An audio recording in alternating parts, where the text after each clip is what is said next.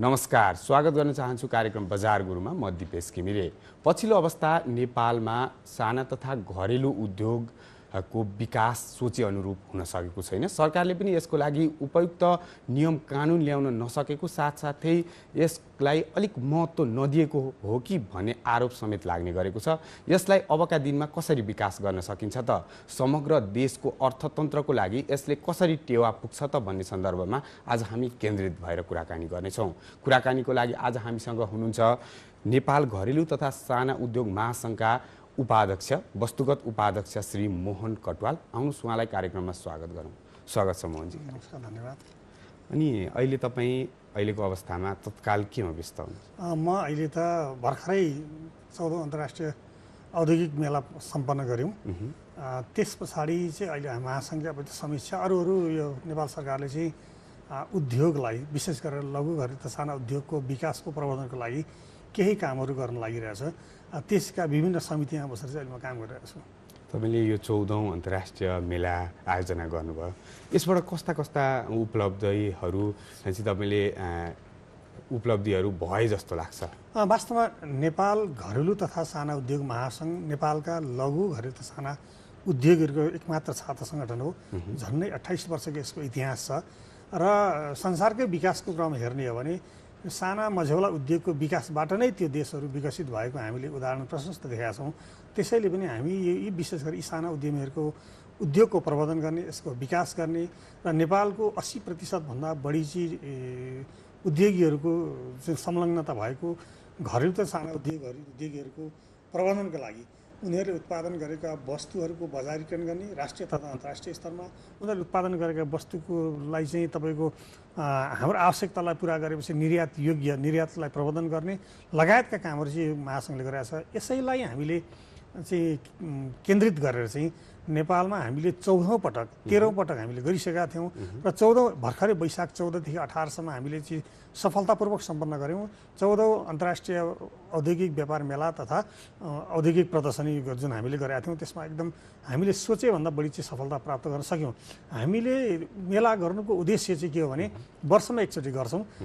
विशेष गरेर लघु घरेलु साना उद्यमीहरूको पहुँचको कम हुन्छ अनि देशको 75 जिल्लामा जुन उत्पादन भएका वस्तुहरू चाहिँ उनीहरूले आफूले प्रवर्धन गर्न नसक्दाखेरि त्यसको प्रवर्धनको लागि चाहिँ हामीले विशेष भूमिका निर्वाह गर्छौँ र त्यो मेलामा चाहिँ उनीहरूले उत्पादन गरेको वस्तुको बजारीकरण गर्ने, प्रदर्शनी गर्ने, त्यहाँ उपभोक्ता र उद्योगी बीचको समन्वय, आफूले उत्पादन गरेका वस्तुमा उपभोक्ताले के चाहेको छ, के सुधार गर्नुपर्ने रहेछ, त्यहाँ विभिन्न ब्याङ्क तथा वित्तीय संस्थाको पनि सहभागिता गराएको हुन्छ ताकि ती उद्यमीले ब्याङ्कसँगको पहुँच कसरी गर्ने, कस्ता सुविधाहरू लिन सकिन्छ। सँगसँगै विभिन्न खालका अन्तर्राष्ट्रिय अन्तर्क्रिया कार्यक्रमहरू लगायतका चाहिँ हामीले गर्छौँ। सँगसँगै त्यसमा हामीले अन्तर्राष्ट्रिय स्तरका पनि उद्यमीहरूलाई त्यो मेलामा चाहिँ सहभागी गराउँछौँ ताकि त्यो देशका उत्पादन र हाम्रो देशको उत्पादन बीचको तुलनात्मक चाहिँ गर्दाखेरि के समस्याहरू छ, के गर्दाखेरि चाहिँ त्यसलाई राम्रो गर्न सकिन्छ अथवा केका सम्भावनाहरू छन्, ती सबै कुरालाई चाहिँ मेलाले चाहिँ एउटा मेलामा कति बिक्री भयो, कति व्यापार भयो भन्नुभन्दा पनि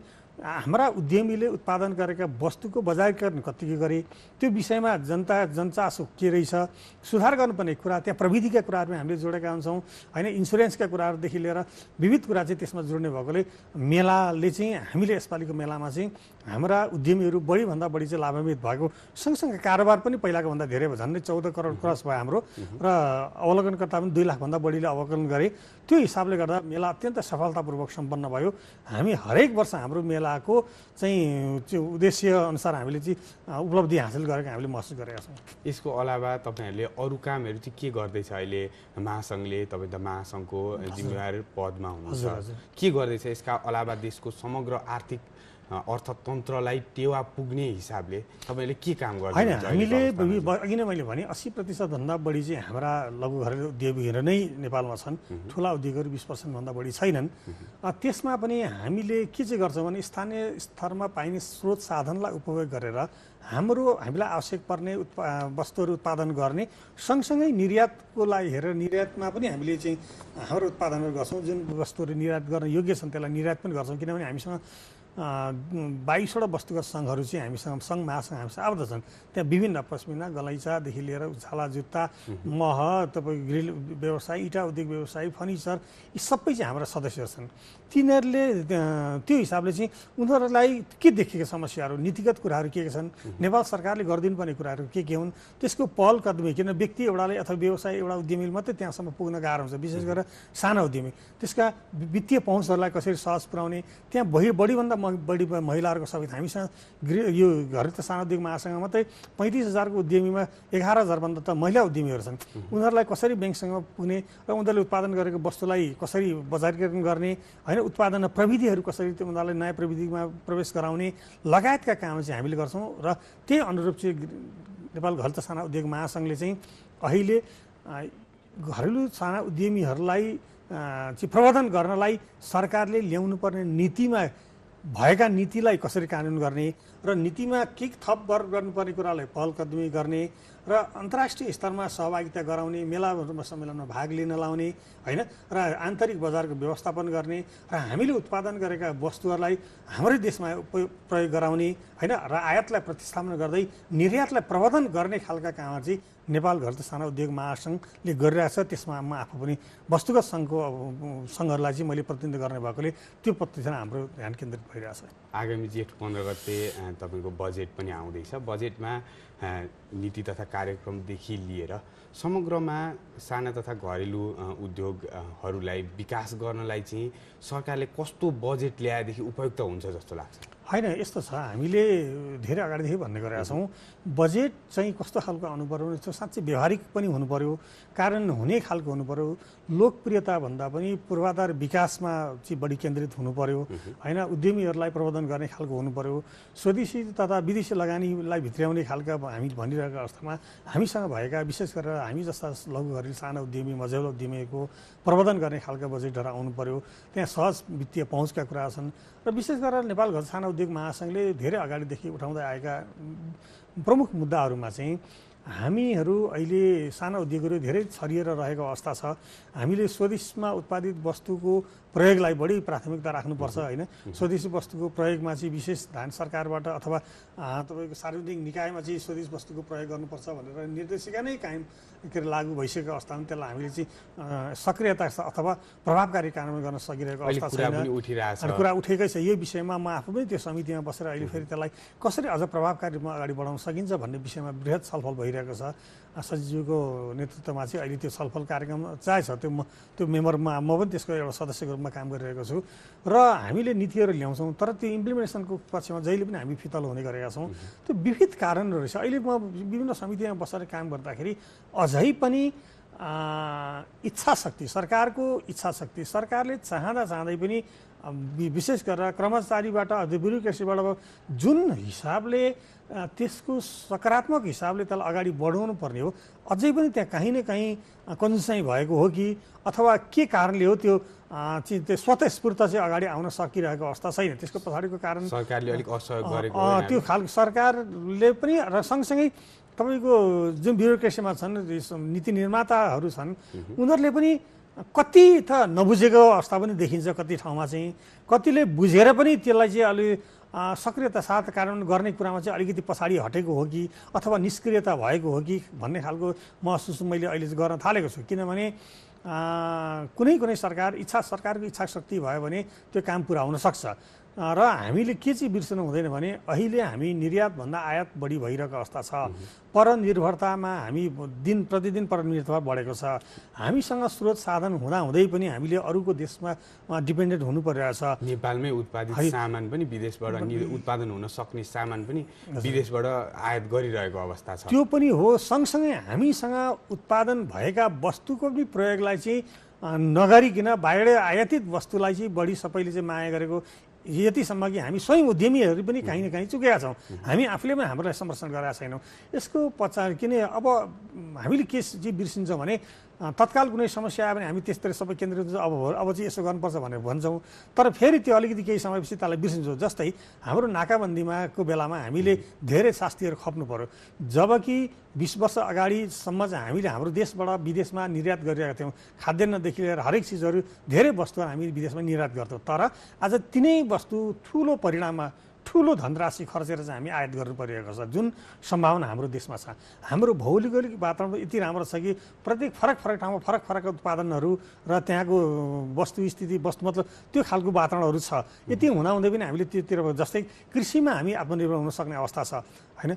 पशुपन्छीका कुरामा अहिले अन्डा हामी बाहिरबाट ल्याउँछौँ, माछा बाहिरबाट ल्याइरहेका छौँ, तपाईँको मासु बाहिरबाट ल्याइरहेका छौँ भनेपछि ती चिजमा हामी आत्मनिर्भर हुन सक्छौँ नि। यस्तो समस्या देखाइरहँदा त्यसको समाधानका उपायहरू पनि होला नि सरकारको पक्षबाट नीतिगत आधारमा, र आम जनताले चाहिँ यसको विकासका लागि के गर्दा चाहिँ तपाईँको यी समस्याहरू अन्त्य हुन्छन्? त्यो समस्या अन्त्य गर्नलाई सबैले आफ्नो आफ्नो ठाउँबाट आफ्नो कर्तव्य आफ्नो भूमिका निर्वाह गर्नुपर्छ। उपभोक्तादेखि लिएर व्यवसायीदेखि लिएर सरकारदेखि लिएर सबै कहीँ न कहीँ चुकेका छौँ। हामी अरूलाई दोष त दिन्छौँ, हामीले आफ्नो गर्नुपर्ने कर्तव्यबाट हामी कहीँ न कहीँ चुकेका छौँ।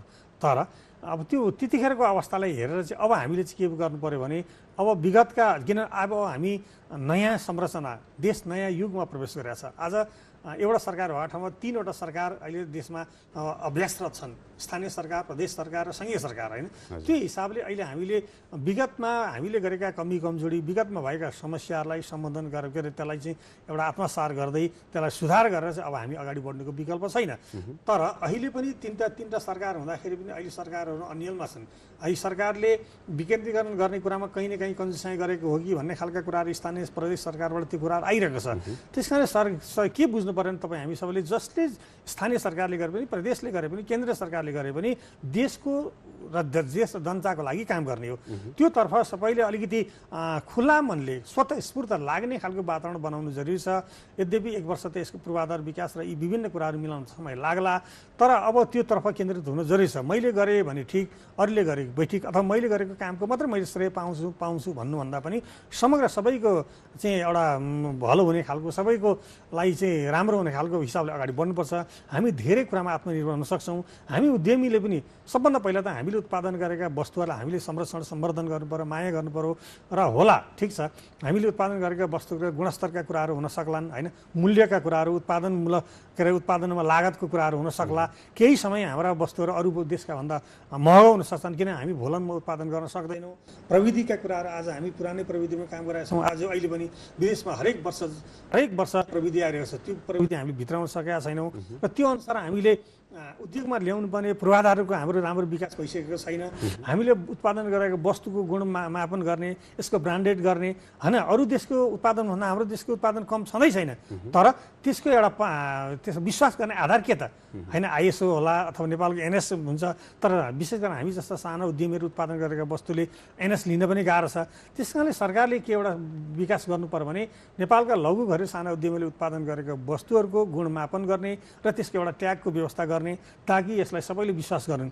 त्यो भइदियो भने हामीले हाम्रो आन्तरिक खपत त हामीले पुरा गर्छौँ नै, सँगसँगै हामीले निर्यात पनि गर्न सक्छौँ। र हामीले के चाहिँ बिर्सनु हुँदैन भने निर्यात गर्नेलाई मात्रै प्रवर्धन गर्ने, जसले निर्यात गर्छन् त्योलाई त्यसको मात्रै सबैतिर त्यसको चाहिँ सोधीखोजी हुने भन्दा पनि आयातलाई प्रतिस्थापन गर्नु, हाम्रो आवश्यकतालाई पुरा गर्नु पनि निर्यात गर्नु सर नै हो होइन। त्यो कुरामा हामी आत्मनिर्भर किन आज हाम्रो व्यापार घाटा बढेको कारण त निर्यातभन्दा आयात बढेर हो होइन। हामी आत्मनिर्भर हुने क्षेत्र धेरै छ नि त। आज कृषिजन्य सामान पनि हामीले ल्याइरहेछौँ, पशुजन्य उद्योगबाट उत्पादन ल्याइरहेछौँ, कपडादेखि लिएर हरेक चिजहरू हामी आयात गरिरहेछौँ।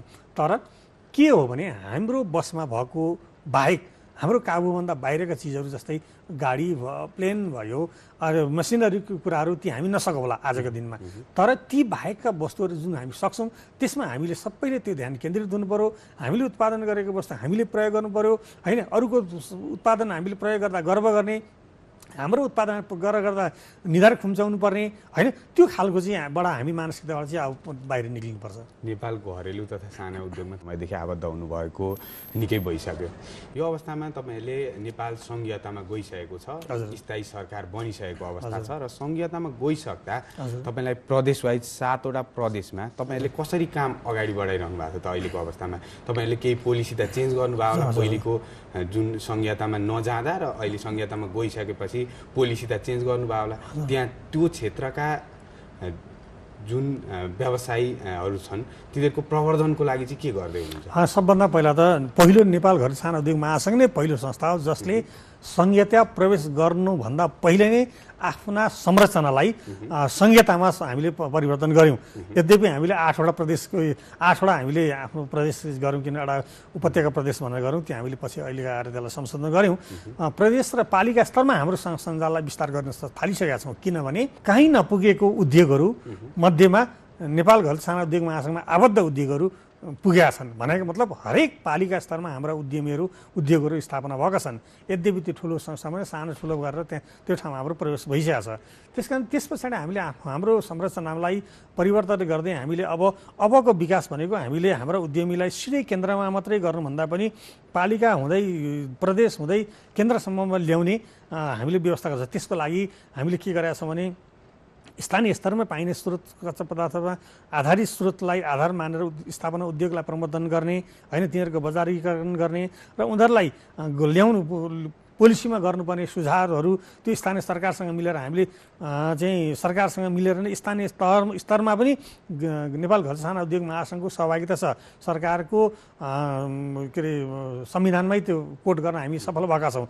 त्यसले गर्दा हामीले चाहिँ अहिले चाहिँ हाम्रा उद्यमीहरूको प्रवर्धन गर्ने, प्रविधि हस्तान्तरण गर्ने र पुस्ता हस्तान्तरण गर्ने कुरादेखि लिएर हामीले उत्पादन गरेको वस्तुलाई हामीले नै प्रयोग गर्नुपर्छ। विशेष गरेर तपाईँको सार्वजनिक निकायमा चाहिँ हाम्रो वस्तुहरू चाहिँ प्रयोग गर्न एउटा प्रवर्धन गरियो भने भोलि सबैलाई त्यसले एउटा मार्ग प्रशस्त गर्छ भन्ने हिसाबले चाहिँ हामी लागेका छौँ। र विशेष गरेर साना उद्यमीहरूको लागि परेका समस्याहरू, उनीहरूको पुरानो प्रविधि काम गरेका छन्, त्यहाँ जनशक्तिको अभाव छ, स्किल मेन पावरहरूको समस्या छ र सँगसँगै उनीहरूलाई कच्चा पदार्थहरू यहाँ बाहेक उपलब्ध हुन बाहेक अरू कच्चा पदार्थमा आधारित उद्योगलाई चाहिँ कसरी सहजता दिलाउन सकिन्छ र उनीहरूले उत्पादन गरेको वस्तुलाई ब्रान्डिङ गरेर विदेशमा निर्यात गर्नसम्म चाहिँ हामीले त्यही पहल गर्ने काम हामीले गरिरहेका छौँ। अहिले नेपाल सरकारले आर्थिक गणना पनि गर्दैछ, विभिन्न उद्योगहरूको गणना साथसाथै समग्र आर्थिक गणना गरिरहेको छ। यसबाट यहाँहरूले के अपेक्षा लिन सक्नुहुन्छ? सरकारको यो कदम राम्रो हो?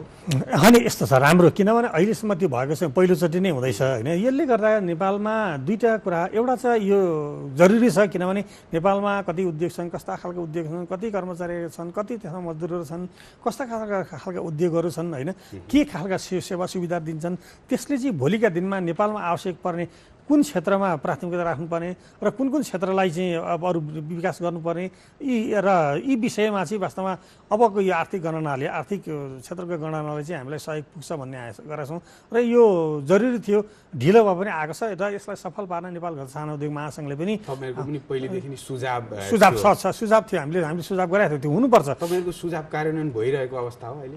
यस्तो छ, नेपाल सरकारले नेपाल घरेलु साना उद्योग महासङ्घले नै गरेको ड्राफ्टलाई नै बढीभन्दा बढी चाहिँ कार्यान्वयन गरेको अवस्था छ। यद्यपि ती सुझाव कार्यान्वयन भइसकेपछि तपाईँको पोलिसीमा पनि आउँछ, तर कार्यान्वयन गर्ने बेलामा चाहिँ फेरि के हुन्छ भने राजनीतिक कुरादेखि लिएर लेनदेनका कुरादेखि लिएर त्यस पछाडि तपाईँको पहुँचका कुराहरू चाहिँ आइहाल्दछ। जुन टार्गेट सरकार आइसकेपछि, स्थायी सरकार आइसकेपछि तपाईँहरूको कार्यान्वयन हुन त अलिक सहज हुनुपर्ने होइन र? अनि केही समय पहिलाको भन्दा त अब सजिलो हुन्छ भन्ने हामीले सोचेका छौँ। तर सँगसँगै के पनि फेरि हामीलाई डर छ भने अहिले पनि स्थानीय सरकारहरूको गुनासोहरू सुन्दाखेरि हामीलाई अधिकार छैन, हामीले काम गर्ने वातावरण बनेको छैन होइन, अहिले पनि हामीलाई सङ्कुचित छौँ, हामीलाई क्लियर मार्ग प्रशस्त छैन होइन, के गर्ने भन्ने कुरा क्लियर भइसकेको छैन भन्ने कुराहरू आइरहेको छ।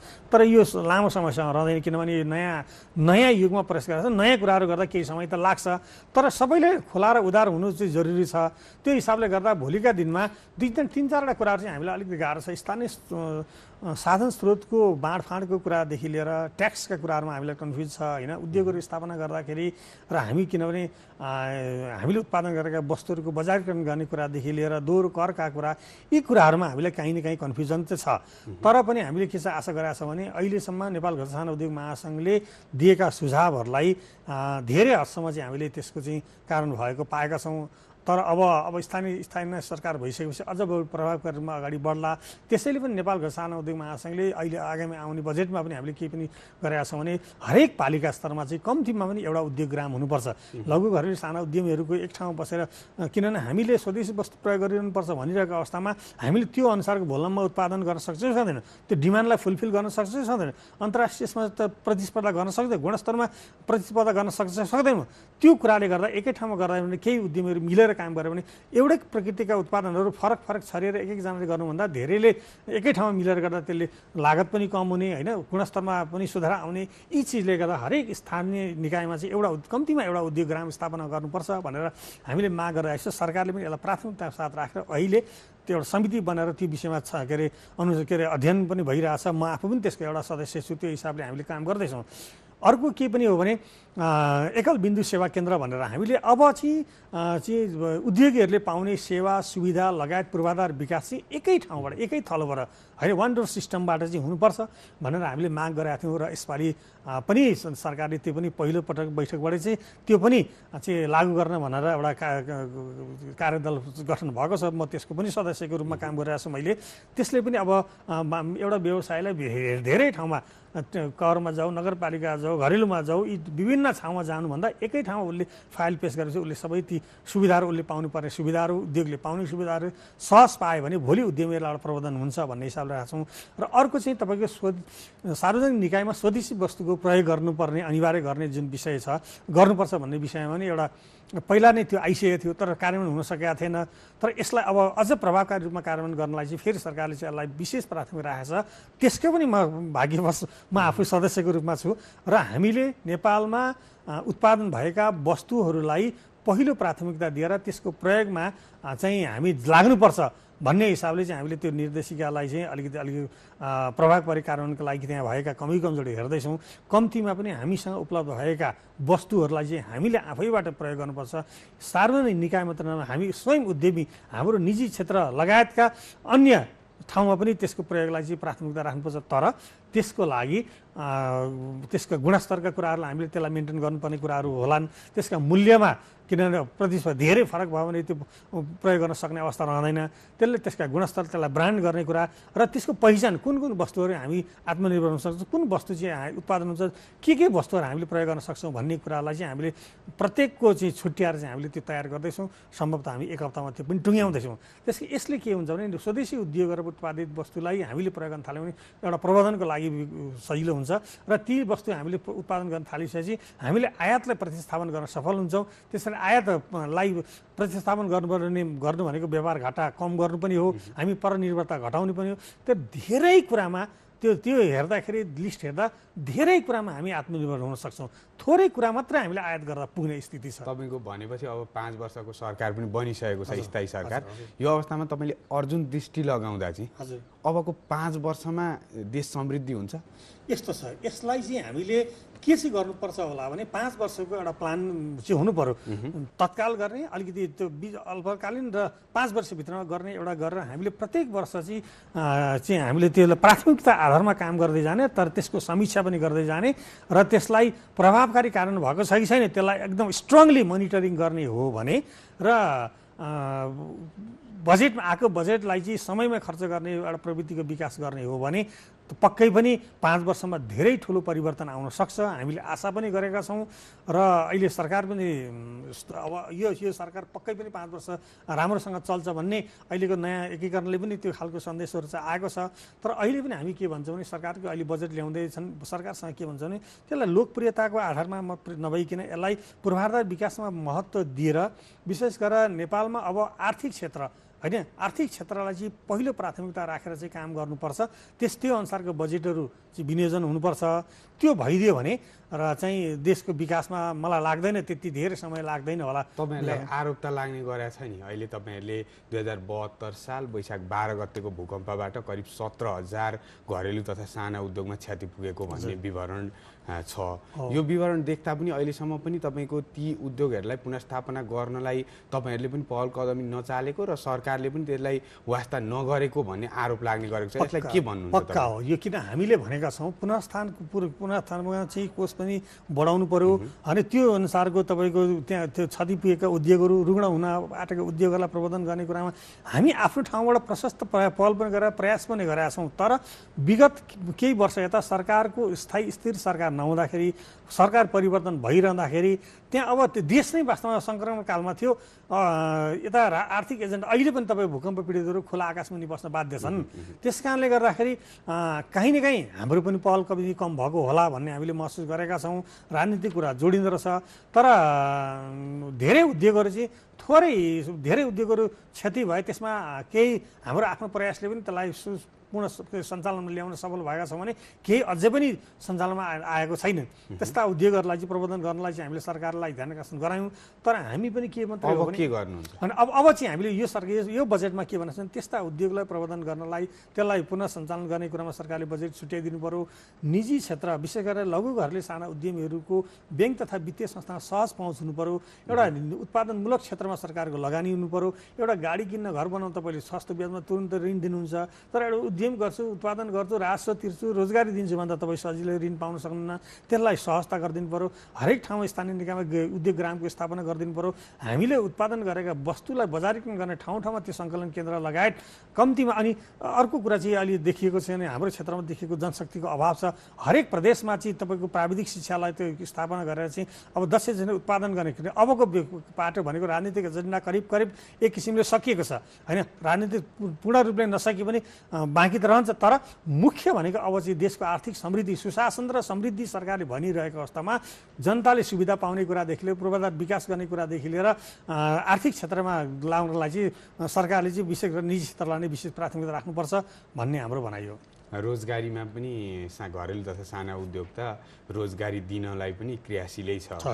करिब 3 लाख दर्ता छन् भनिन्छ। हजुर हो, यो सत्य हो। र रोजगारी कतिले पाए? दर्ता 3 लाख भए पनि तपाईँको रिन्युएबल छैनन्, किनभने यसको प्रभावकारी अनुगमन नहुँदा र उद्योगले पाउनुपर्ने सेवा सुविधा सहज तरिकाले नपाउँदाखेरि चाहिँ छ। 50 लाखभन्दा बढीले रोजगारी दिइरहेको अवस्थामा पनि अहिले पनि वास्तवमा हामी अझै पनि थप रोजगारी दिन सक्ने अवस्थामा छौँ। विभिन्न क्षेत्रमा हामीले दिएको छौँ। त्यसले गर्दाखेरि अहिले चाहिँ हामी आफैले पनि स्किल म्यानपावर उत्पादन गरेर हामीले चाहिँ उनीहरूलाई रोजगारी दिइरहेका छौँ।